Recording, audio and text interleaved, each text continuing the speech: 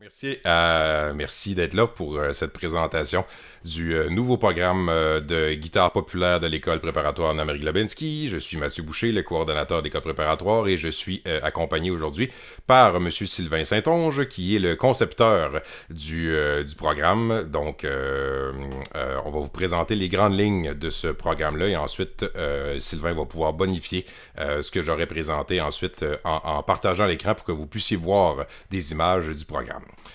Avant toute chose, ce que je veux faire d'abord, c'est vous présenter brièvement quelques informations sur les examens 2022, donc les examens qui auront lieu au mois de mai qui s'en vient. Donc cette année, on a deux grandes formules d'examen qui sont offertes aux élèves qui feront nos examens. Donc une formule d'examen en présence qui est soit au pavillon Cazot à l'Université Laval ou à l'école ou chez le professeur, et aussi le mode YouTube qu'on a utilisé pour les 2 dernières années pendant le confinement est encore disponible cette année pour tous les élèves. Pour ces deux types d'examens-là, donc, il y a 3 cheminements possibles. Il y a d'abord l'évaluation formative, qui est une nouvelle formule d'évaluation depuis quelques années qui gagne de plus en plus en popularité. C'est une formule, en fait, qui permet de présenter ce qu'on veut à un juge ou une juge de l'école préparatoire qui va tout simplement donner à l'élève des commentaires écrits. Pas de notes chiffrées, il n'y aura pas de bulletin et donc par conséquent pas de diplôme non plus par contre, mais c'est vraiment comme une espèce d'expérience pédagogique, un peu comme si les élèves inscrivaient les enseignants, les enseignantes, inscrivaient leurs élèves à un concours, donc c'est tout simplement pour avoir l'opinion d'un autre professionnel sur notre jeu, et je le répète, c'est une formule qui n'oblige à aucune adhésion au programme, l'élève peut présenter ce qu'il veut ou ce qu'elle veut à l'examen et le juge va donner des commentaires là-dessus, des encouragements. L'autre formule d'examen où là il y a un bulletin, c'est l'attestation instrumentale. Quand on parle d'attestation instrumentale, c'est un examen instrumental uniquement, donc sans le volet théorique. Donc l'élève dans ce cas-ci a un diplôme, a un bulletin et a des notes, mais le diplôme, l'attestation en fait je devrais dire, n'a pas de valeur aux yeux du ministère. Donc il n'y a pas de possibilité de demander des crédits avec cette attestation-là. Le diplôme, la troisième, qui est le diplôme, l'examen le plus complet que l'école préparatoire offre, implique l'examen instrumental et le volet théorique, les matières théoriques, donc l'examen de théorie, de solfège et de dictée. Que ce soit pour l'attestation instrumentale ou pour le diplôme, l'examen instrumental peut être séparé en 2 ans, donc vous pouvez faire la moitié de votre programme une année et l'autre moitié l'année suivante. Ensuite, donc, plus spécifiquement pour notre programme de matière théorique, on a notre programme qu'on pourrait qualifier de classique, les livres que les gens utilisent depuis plusieurs années déjà. Donc, notre programme classique est encore en vigueur, évidemment. Et depuis quelques années, il y a aussi le nouveau programme qu'on appelle Je deviens musicien, qui est surtout pour l'instant pour les jeunes et qui est beaucoup plus ludique, en fait. Donc, la théorie, le solfège et la dictée sont traités à travers des jeux, à travers des activités aussi qui font un peu plus de lien avec le répertoire et l'instrument de l'élève. Donc, c'est une belle approche donc pour fusionner un peu l'apprentissage instrumental et l'apprentissage de la théorie. C'était ce que je voulais dire donc pour les examens 2022. Maintenant, plongeons plus directement dans le vif du sujet pour la présentation d'aujourd'hui, c'est-à-dire le nouveau programme de guitare populaire qui est en vigueur dès cette année. Ce nouveau programme, peut-être une nouveauté importante qui concerne en fait tous les nouveaux programmes de l'école préparatoire à partir de cette année, c'est que le programme il est disponible en format électronique seulement, téléchargeable. Donc évidemment, il y a une grande facilité pour les professeurs pour faire des recherches dans le programme. En faisant ça, la fonction de recherche sur Acrobat permet de trouver rapidement ce qu'on veut dans le programme. Et évidemment, mais c'est un peu mieux sur le plan environnemental. Et ce programme-là a été conçu de main de maître par Sylvain Saint-Onge, enseignant au Cégep Sainte-Foy et évaluateur de l'école préparatoire Anna-Marie Globinski également. Donc, poursuivons ce nouveau programme. Donc d'abord, oui, j'ai mentionné la nouveauté en lien avec le format PDF du programme. Et le programme, en fait, il est présenté en 3 cahiers différents qu'on peut acheter de façon séparée ou en un seul achat. Donc pour moins cher, évidemment. Il y a d'abord le programme qui fait comme un peu un programme classique qui fait seulement dire ce qu'il y a à faire pour chacun des degrés. Il y a aussi le matériel qui est conçu spécifiquement pour le professeur ou spécifiquement pour l'élève. Donc, lorsqu'on a le programme pour le cahier de l'élève, donc le matériel PDF, il est reproductible. Donc, si le professeur l'achète, il peut photocopier le matériel pour ses élèves tant et aussi longtemps. C'est une licence donc perpétuelle pour l'acheteur ou l'acheteuse du matériel. Donc, on peut photocopier finalement le matériel pour nos élèves. Et dans le cahier de l'élève, il y a une présentation de tout ce que l'élève doit apprendre pour chaque degré. Donc, si vous avez un élève, par exemple, qui est en 4e degré, vous faites imprimer la section 4e degré, vous donnez ça à l'élève et vous pouvez photocopier ça pour tous vos élèves tant et aussi longtemps que vous faites le programme avec nous. Pour le cahier de l'enseignant, c'est un peu le même contenu que le cahier de l'élève. Cette fois-ci, par contre, le PDF n'est pas de reproductible, donc il n'y a pas le droit de reproduction avec ça. Le programme non plus, c'est vraiment juste le cahier de l'élève qu'on peut photocopier. Pour le cahier de l'enseignant, c'est un peu le même contenu, mais cette fois-ci présenté par type d'activité. Donc, par exemple, on va avoir toutes les gammes ensemble, tous les accords ensemble, tous les intervalles ensemble, tout est rassemblé, donc par sujet plutôt que par degré. Donc, c'est une présentation différente. Et là, vous avez en fait un extrait là, du cahier de l'élève, donc avec les gammes justement qui sont sans ambiguïté, qui sont vraiment écrites comme on les veut, avec la tablature et tout. Donc, l'élève n'a qu'à avoir ça et il pourra travailler tout ce qu'il a à travailler pour se présenter à l'examen. Il y a des ajouts importants dans le programme. Il y a des ajouts de volets composition, improvisation et discrimination auditive, donc trouver à l'oreille finalement. Ce sont des activités qui sont, je dirais malheureusement, je suis le premier à l'avouer, malheureusement encore inexploitées à l'école préparatoire. Il y a de l'improvisation et de la composition dans le volet de piano pop jazz. Et là, on l'a aussi évidemment dans le volet de guitare populaire, tout simplement parce que ces activités-là, donc de improviser, composer et trouver à l'oreille sont des activités tellement essentielles pour le cheminement des musiciens populaires. On ne pouvait pas enlever ça. Et pour ce qui est des volets composition et improvisation qui sont parfois qui peuvent être parfois un peu plus nébuleux, on le fait comme musicien, mais c'est parfois difficile de l'enseigner. Il y a des pistes donc dans les cahiers. Dans le cahier de l'enseignant, il y a des pistes pour aider les enseignants à enseigner donc l'improvisation et la composition à leurs élèves. La lecture à vue, ça c'est une nouveauté des nouveaux programmes de cette année. Je l'ai mentionné aussi pour les violonistes et les violoncellistes. C'est la même chose pour la guitare populaire et j'en suis très fier, je dirais, de modifier cet aspect-là de nos programmes, de commencer à modifier cet aspect-là de nos programmes. C'est que la recherche en fait démontre que la lecture à vue serait une tâche qui serait en fait un peu trop lourde, un peu trop difficile pour des jeunes cerveaux. Donc des jeunes enfants qui parfois même ont juste quelques années de lecture du français tout simplement, lecture de livres, ajouter un autre langage à lire, ça peut être un défi.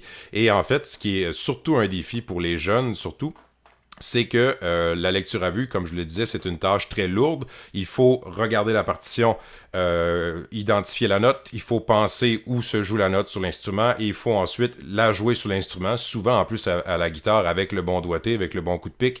Donc évidemment, c'est quelque chose qui est très lourd en plusieurs étapes. Et en fait, ce qui est suggéré par la recherche, c'est l'idéal serait en fait de séparer ces tâches-là au début de l'apprentissage. Donc finalement, que l'élève soit amené à commencer par devenir un peu plus à l'aise dans le fait d'identifier des notes visuellement sur la partition. Tout simplement, pouvoir dire ça c'est un do, ça c'est un sol, et ainsi de suite. Donc juste identifier les notes sur la partition et ensuite de connaître ces notes sur l'instrument. Donc, dans le cas du programme, bien évidemment, tout ce qui est lecture de notes sur la partition, on tient un peu pour acquis que ça va être vu avec le solfège, donc de pouvoir lire une partition à vue. Et dans les premiers degrés, donc pour les 3 premiers degrés de notre programme de guitare populaire, il y a une séparation des deux, c'est-à-dire que l'élève va devoir, nommer des notes sur une partition, mais aussi juste faire des notes sur l'instrument à la demande de l'évaluateur. Donc, par exemple, joue-moi un do, joue-moi un sol, joue-moi un mi. Et l'élève doit juste trouver les notes sur l'instrument. Pédagogiquement, ce genre de travail-là peut se faire très bien avec les élèves au fil des semaines, donc de faire des exercices avec ça. Et peut-être, ça je le suggère, par exemple, de compter combien de notes l'élève est capable de nous identifier dans une partition partition en 1 minute. Combien de notes l'élève peut nous trouver rapidement sur sa guitare en 1 minute. C'est très facile à noter dans le nombre de notes qui aura été trouvé dans le cahier de l'élève et d'en faire un espèce de petit concours finalement pour voir que l'élève puisse voir que ça s'améliore d'une semaine à l'autre. Donc pour les 3 premiers degrés de notre programme, ces 2 tâches-là sont divisées et c'est à partir du 4e degré que là on a une lecture à vue un peu plus classique où là il faut regarder donc la partition et jouer à mesure. Les gammes, les accords et les exercices donc prescrits sont dans un cahier donc reproductible pour l'élève, je l'ai mentionné un peu plus tôt.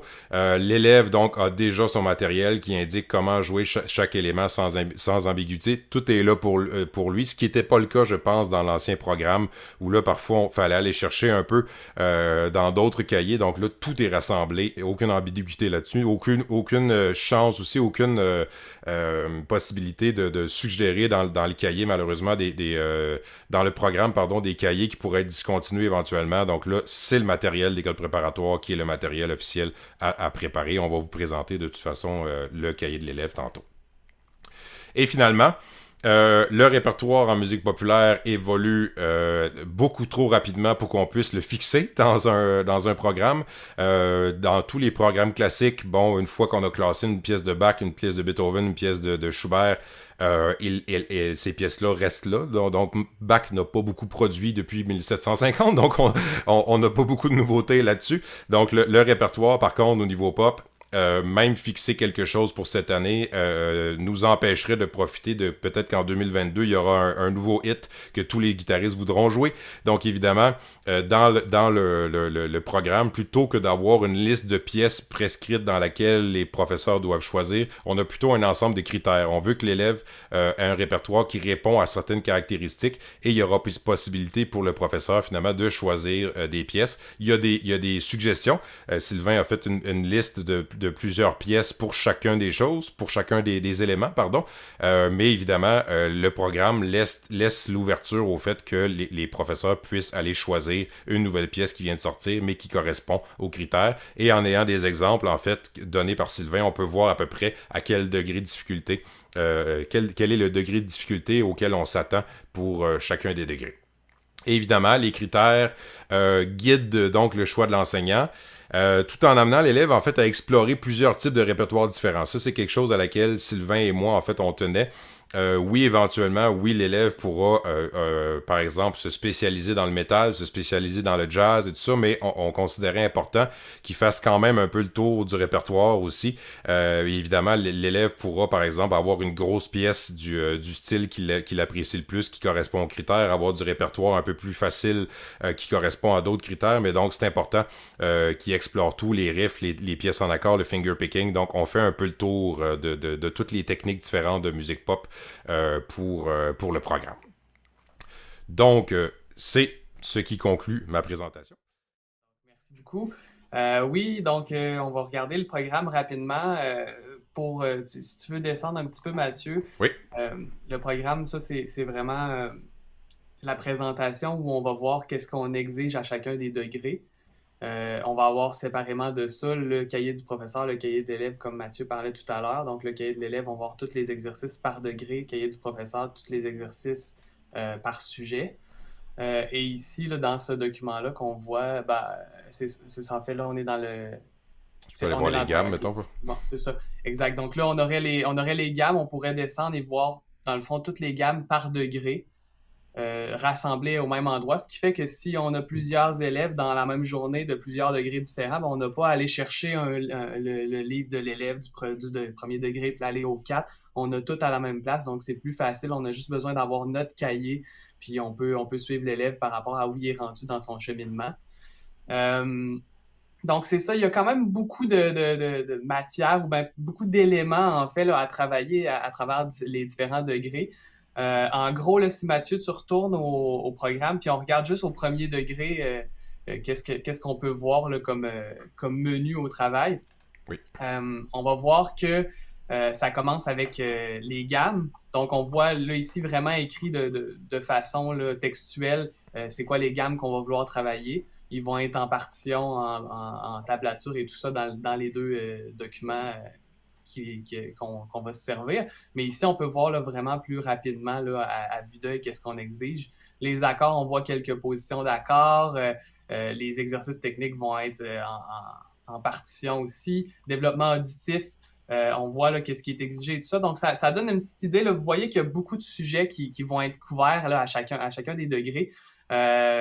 C'est tous des éléments, en fait, il va y avoir des choses qui vont se recouper. Donc, tu sais, par exemple, on va apprendre dans les gammes, on va apprendre certaines gammes pentatoniques. Ben, quand on va arriver dans les exercices techniques, on va jouer ces mêmes gammes-là, mais dans un contexte où on a un tempo déterminé, puis on doit arriver techniquement à enchaîner ces notes-là. Ce qui fait que c'est pas nécessairement du travail supplémentaire, mais c'est juste pour encourager à faire des liens entre ces différents éléments-là, puis qu'au final, ben, on puisse rattacher toutes les ficelles puis évoluer à travers ça.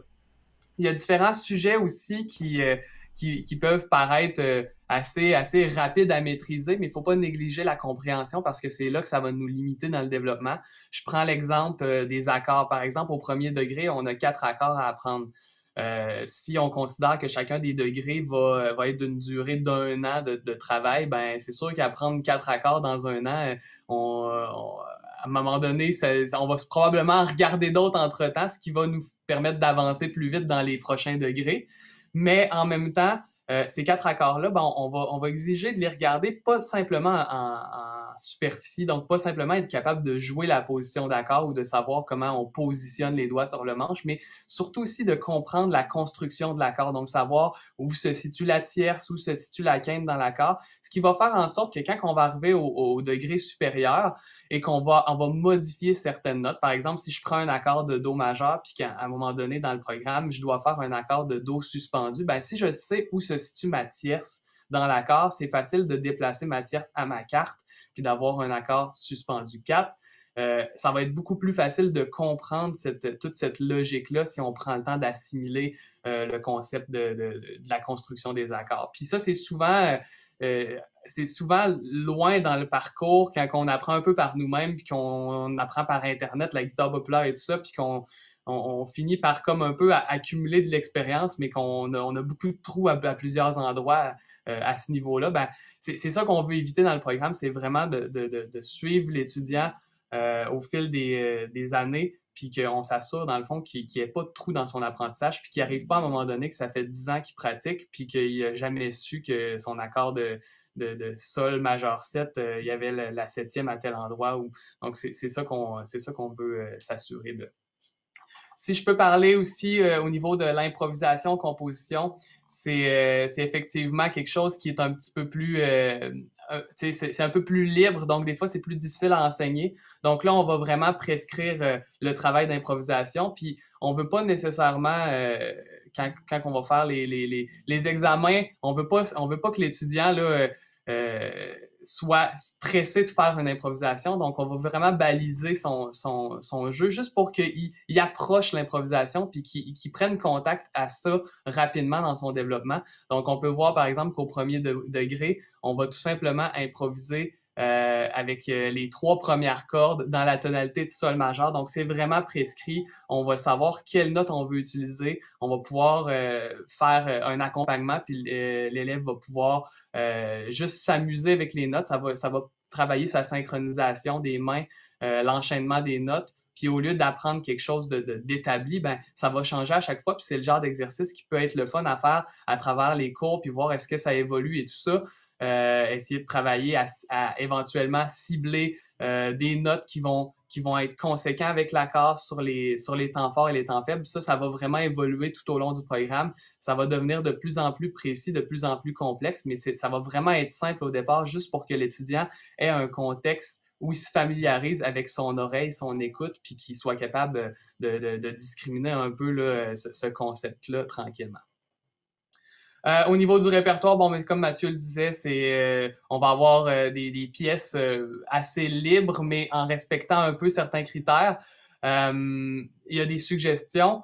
Et il va y avoir aussi des pièces, comme on sait dans la musique populaire, il y a des pièces qui peuvent être assez complexes, d'autres qui peuvent être assez simples, mais avec une section complexe dans la pièce au complet, puis le reste, c'est assez répétitif. Donc, c'est pour ça qu'on a divisé le travail autrement que d'apprendre des pièces complètes de façon exhaustive. On va devoir monter des pièces complètes, mais on va aussi travailler des riffs ou des fragments incontournables de l'histoire de la musique populaire. Donc, des fois, il y a une pièce qui a vraiment quelque chose de marquant, quelque chose qui est joué à la guitare, puis c'est les incontournables qu'il faut savoir jouer, mais c'est pas nécessairement essentiel d'apprendre toute la pièce au complet, ou du moins, ça peut vraiment être intéressant de le faire, mais si ça fait en sorte que on prive l'apprentissage de d'autres choses, ben des fois ça peut être intéressant d'accélérer le pas puis d'apprendre toutes les petites choses qui peuvent développer sa technique, développer son oreille, ses connaissances et tout ça. Donc c'est pour ça qu'on approche ça un peu différemment à ce niveau-là. Donc vous pouvez voir par exemple que dans la présentation du répertoire ici, on a une version une version mélodique de la partie vocale. Donc, on va aller jouer qu'est-ce que le chanteur chante. Des fois, quand on commence, c'est ça qu'on reconnaît plus facilement. Donc, on va identifier plus facilement la mélodie. On va apprendre un riff qui est incontournable. Puis après ça, ben, il va y avoir une pièce populaire plus actuelle au choix là, de l'enseignant pour puis de l'étudiant en fait là, communément, voir qu'est-ce qui coïncide avec le niveau le degré, puis voir quelque chose qui peut être intéressant à travailler là, de façon plus exhaustive.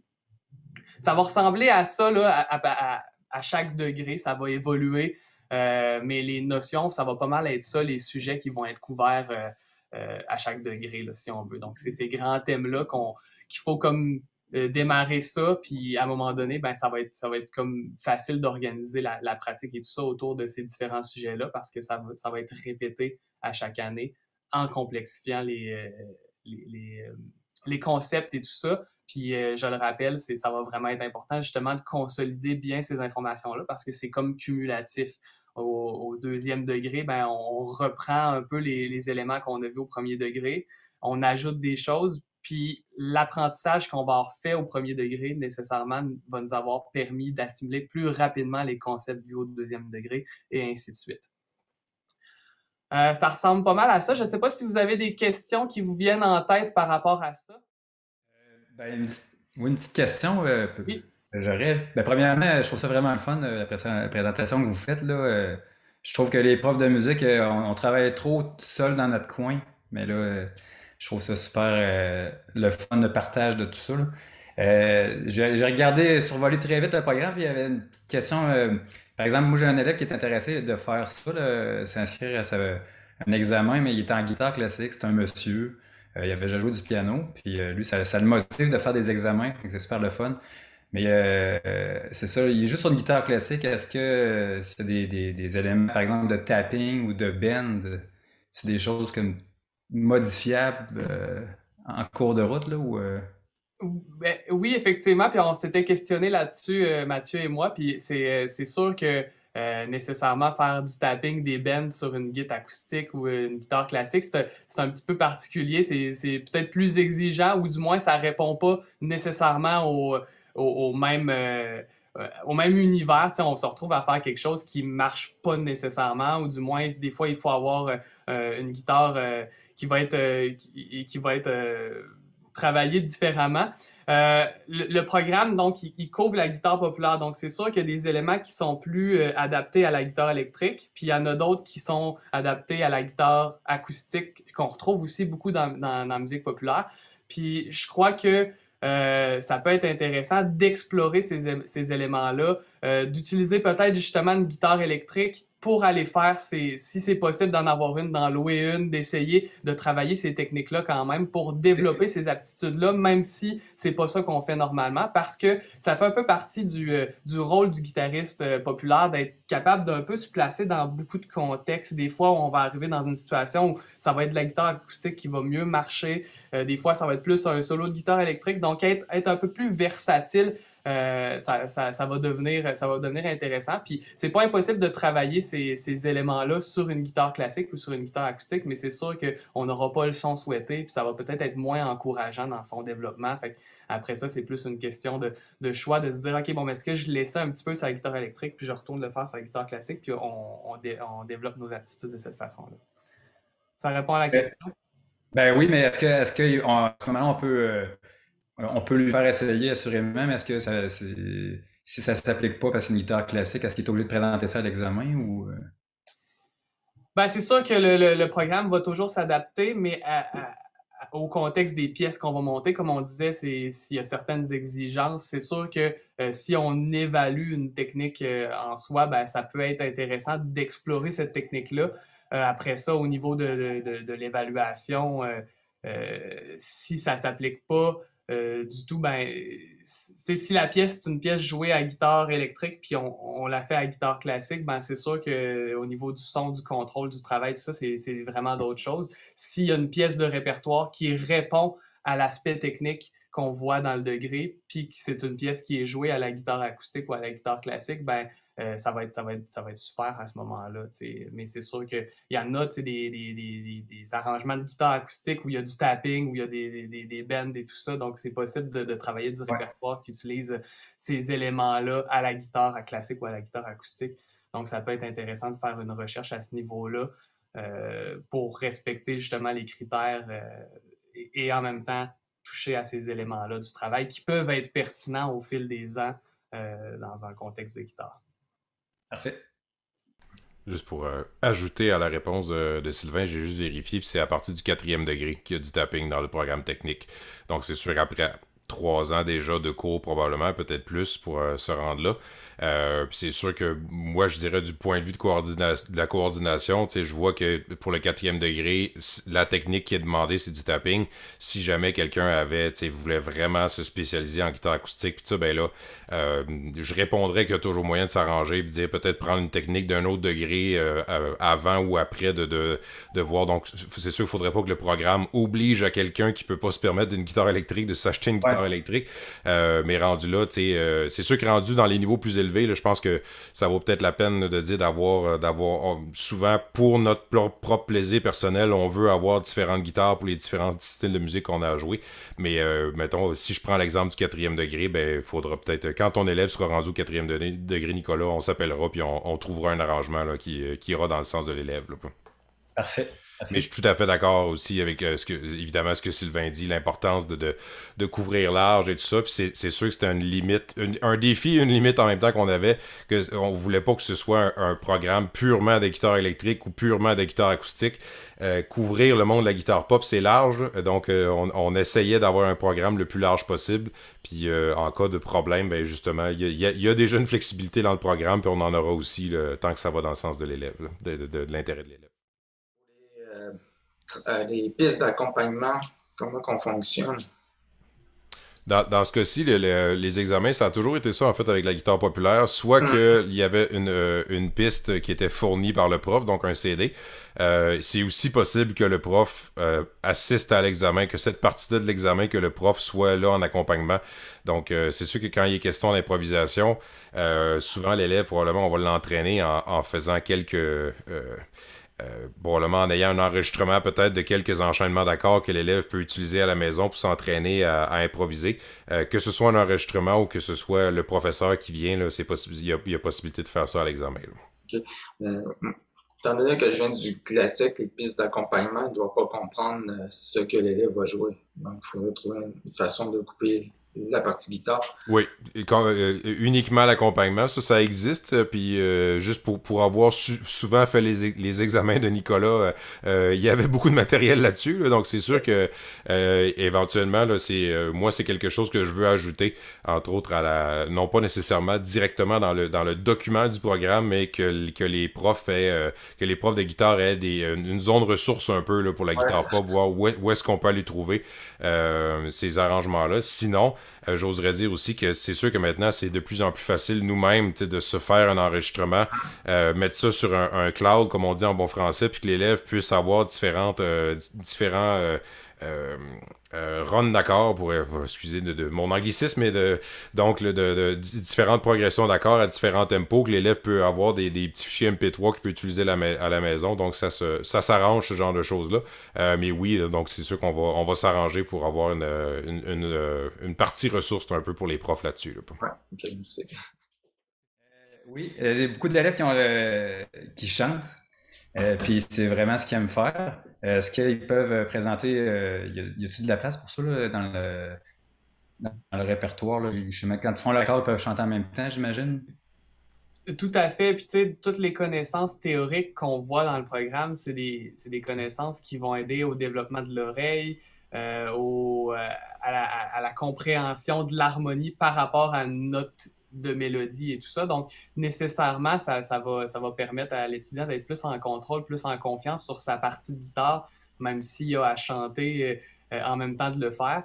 Puis, tu sais, c'est ça, là, quand on parle de ce qui est, qu'est-ce qui est demandé au niveau du répertoire, après ça, justement, c'est un peu plus flexible, mais toutes les notions théoriques, les exercices techniques, les exercices de lecture à vue, on a aussi, on n'en a pas parlé, mais il y a les exercices de développement là, auditif. Donc, il va y avoir des motifs mélodiques que l'enseignant va jouer à l'élève, puis l'élève doit répéter le motif.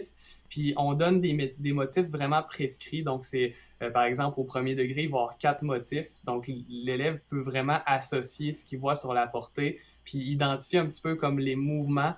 Et ça, ben, ça fait en sorte qu'après ça, l'enseignant va jouer tel ou tel motif, puis l'élève va pouvoir réfléchir à c'est quel des 4 motifs que j'entends en ce moment. Donc, l'association mélodique. Donc, je pense que c'est quelque chose aussi qui peut développer l'oreille interne puis permettre après ça plus facilement de chanter en jouant de la guitare et tout ça. Donc, oui, ça s'adapte parfaitement. Puis c'est ça, c'est vraiment un programme de guitare populaire. Donc, c'est sûr que ça va toucher à beaucoup, beaucoup d'éléments de jeu et tout ça. Après ça, ce que l'étudiant fait comme type de musique et tout ça, ben c'est sûr que ça va y permettre ça va faciliter le travail. OK. Ce que je voulais montrer, moi, pour ajouter à ce que Sylvain vient de dire, c'est que, bon, dans les programmes, il y a tout le temps cette catégorie-là, là, la pièce populaire actuelle au choix, pourrait très bien, vu qu'on est dans le haut choix, si l'élève choisit de faire quelque chose de guitare accompagnée puis de chanter en même temps, c'est sûr qu'on va dire oui. J'ajouterais peut-être à ça aussi, juste considérer si jamais cette pièce-là accompagnée peut être une quatrième pièce, entre guillemets. Il y a toujours la question de projet personnel aussi qu'on a à l'école préparatoire, où la personne peut avoir des points supplémentaires si elle fait un projet de plus que son programme. Donc, si jamais ton élève Nicolas est assez prolifique pour remplir le programme et faire, par exemple, une quatrième pièce chantée en plus, ben la quatrième pièce pourrait finalement être présentée comme projet personnel puis ajouter encore plus de points à son examen. Il y a aussi, quand on avance dans le programme, à un moment donné, la composition se complexifie un petit peu, puis ça peut justement être un élément là, à ajouter dans un examen, de faire sa propre composition où on chante et on joue et tout ça. Donc, il y a comme beaucoup de place à manipuler là, le programme. L'idée, c'est qu'on ait les acquis nécessaires pour avancer d'un degré à l'autre. Après ça, ce qu'on en fait puis qu'est-ce qu'on joue, ça devient un peu plus personnel justement parce que c'est un peu ça la guitare populaire au final. Chaque guitariste se développe un petit peu à sa façon, développe son son et tout ça. Ce qui est important, c'est vraiment d'avoir les connaissances et les notions, puis pas être bloqué en quelque part quand il y a une nouvelle pièce qui sort puis que ça nous prend 2 mois comprendre qu'est-ce qui se passe dedans. Il faut être capable à l'oreille tout de suite de se faire une partition, d'être capable de faire des arrangements de guitare. Des fois, il y a des pièces qui n'ont même pas de guitare dedans, puis faut aller les jouer pareil. Fait que développer cette aptitude-là, justement, à manipuler les notions, ben, c'est un peu ça que le programme veut, là, être capable de toucher un peu à tout pour développer autant sa créativité parce qu'on n'a pas de limite technique et aussi qu'on a une bonne oreille là, pour le faire. Je sais, peut-être que vous alliez dire ça, là, mais moi, je vais sûrement avoir 10 000 questions. Comment ça marche pour vous rejoindre sans vous tanner? Ah non, ben c'est courriel à l'école préparatoire, puis on va s'arranger. C'est nouveau, là. Je veux dire, je dirais que, mettons, parmi les nouveaux programmes qu'on a cette année, violon, violoncelle sont un peu plus dans la continuité, non pas dans la continuité, mais on modifie l'ancien programme. Là, je dirais qu'avec celui-là, c'est vraiment un changement assez majeur avec l'ancien programme. Donc, c'est sûr que on va être là pour faire de l'accompagnement. On va être là aussi pour discuter, adapter, c'est la question du chant, je me souviens pas si Sylvain et moi on en avait parlé de cette question-là, mais ça rentre tout à fait. Puis justement, moi c'est ce que j'aime dans le programme, c'est que c'est quand même clair, comme Sylvain l'a mentionné, on a vraiment des acquis clairs qui sont un peu incontournables, écouter des choses dans l'oreille, imiter des choses, tout ça, ce sont des éléments importants, mais en même temps, l'application est tellement large qu'on va avoir une flexibilité pour ça, tant que Ça, j'ai aucune crainte là-dessus. Tant qu'on s'entend sur ce qui va être pertinent ou pas pour l'élève, là, puis il y a une ouverture très certainement là, pour adapter ça au projet particulier de l'élève. Bon, ben, il me reste plus qu'à vous me remercier. Remercier d'abord Sylvain. Merci pour le programme. Merci aussi pour l'aide pour la présentation de ce matin. Merci à vous deux d'avoir été présents.